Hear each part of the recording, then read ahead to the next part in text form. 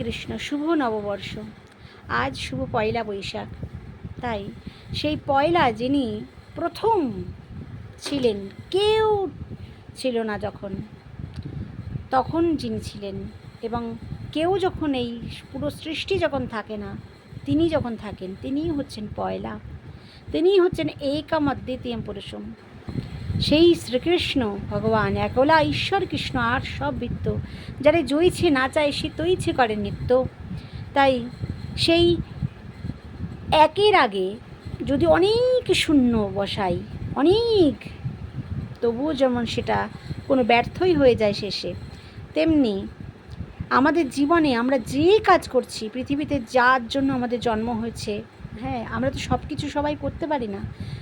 প্রত্যেকের নির্দিষ্ট কাজ আছে, নির্দিষ্ট গতি আছে। তাই যেটুকুর জন্য আমরা জন্মগ্রহণ করেছি, যে কিছু অর্জন করার জন্য যে আমরা জন্মগ্রহণ করেছি, তা যদি আমরা ভগবানকে বাদ দিয়ে করি,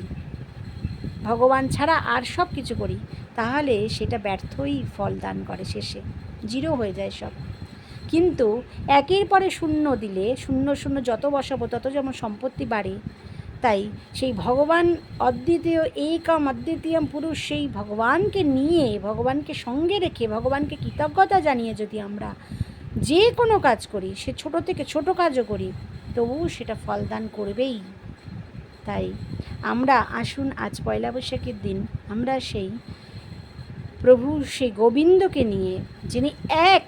ঈশ্বর পরম কৃষ্ণ সচ্চিদানন্দ বিগ্রহ, অনাদিরাদি গোবিন্দ, সর্বকারণ কারণম, সমস্ত গ্রন্থ, সমস্ত উপনিষদ আদি, পুরাণ আদি, বেদ শাস্ত্র, সমস্ত কিছু যাকে সেই তারস্বরে সেই এক প্রভু বলেছেন, যার দ্বিতীয় কোনো কেউ নেই এবং হতেও পারেন না, যিনি এক ছিলেন এবং এক থাকেন এবং এক থেকে তিনি বহু হয়েছেন, সেই পুরুষকে নিয়ে যদি আমরা, সেই আদি পুরুষ গোবিন্দ একলা ঈশ্বর কৃষ্ণ, আর সব বৃত্ত, যারা জয়ছে না চাই সে তৈছে করে নিত্য, তিনি যেমন করে নাচাচ্ছেন, দেবতা তেমন করে নাচছে, তেমন করে ঋষিমুনি কাজ করছে, তেমন করে মনুষ্যগণ, জীবগণ চলছেন। এই বিশ্ব ব্রহ্মাণ্ডের প্রতিটি কোণে কোণে যিনি বসে আছেন, শুধু আমাদের অন্তরে অন্তরে নয়, যিনি আমাদের অন্তর থেকে চলে গেলে হাত মুখ চোখ থাকলেও আমরা মৃত ঘোষিত হব, যিনি এই ব্রহ্মাণ্ডের নদীর মধ্যে সেই স্নিগ্ধতা, বায়ুর মধ্যে মৃদুতা, আকাশের মধ্যে উদারতা, সমুদ্রের সেই গর্জনা, বীরত্ব, এবং সেই যে আকাশের উদারতা, সবুজ পাহাড়ের মধ্যে সেই নিস্তব্ধতা, সকল কিছু এই জগতে রেখেছেন, যিনি পৃথিবীর বিশ্ব ব্রহ্মাণ্ডের কোণে কোণে বিরাজ করছেন বলেই কোনো জড়বস্তু আমাদের আকর্ষণ করছে, আমাদের মন কাঁদছে যে ওইটা পাওয়ার জন্য, যে কোনো বস্তু, হ্যাঁ, সমস্ত কিছুর মধ্যে তিনি দশম অধ্যায়ে বলছেন গীতায়, যে আমি সমস্ত কিছুর মধ্যে, এই যত গৌরব দেখছো, যত আকর্ষণীয় জিনিস দেখছো, সমস্ত কিছুর মধ্যে আমি বর্তমান রয়েছে, তাই জন্যই সমস্ত কিছু আকর্ষণ করছে তোমাদের, সমস্ত সৌন্দর্য, গৌরব, সব কিছু আমারই হেতু। আমি যদি না থাকি, এই সমস্ত বিশ্ব ব্রহ্মাণ্ডের কোনো কিছুই কাউকে আকর্ষণ করবে না, কাউকে সৌন্দর্য দান করবে না। আমি আছি বলেই এর মধ্যে সৌন্দর্য আসছে। তাই সেই এক প্রভুকে আজকে থেকে আমরা সঙ্গে নিয়ে আর যেরকম সংসার চালাচ্ছিলাম সেরকম করি, কিন্তু এককে বাদ দিয়ে যদি আমরা, হ্যাঁ, এককে অবহেলা করে, উপেক্ষা করে, একের সাথে যদি আমরা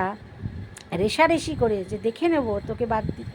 দিয়ে থাকলে কি হয়ে যায়, এরকম করে যদি সংসার চালাই বা সংসার করি বা যে কোনো কর্ম করি, তাহলে আমাদের পতন নিশ্চিত, এবং আমাদের অহংকার চূর্ণ চূর্ণ হবেই হবে, এবং আমাদের অধোগতি অবশ্যই হবে। কিন্তু আমরা আজ এই পয়লার দিন তাকে নিয়ে, সঙ্গে রেখে আমরা পথ চলি। আসুন, হরেই বল। শুভ নববর্ষে সকলকে দণ্ডপ্রণাম।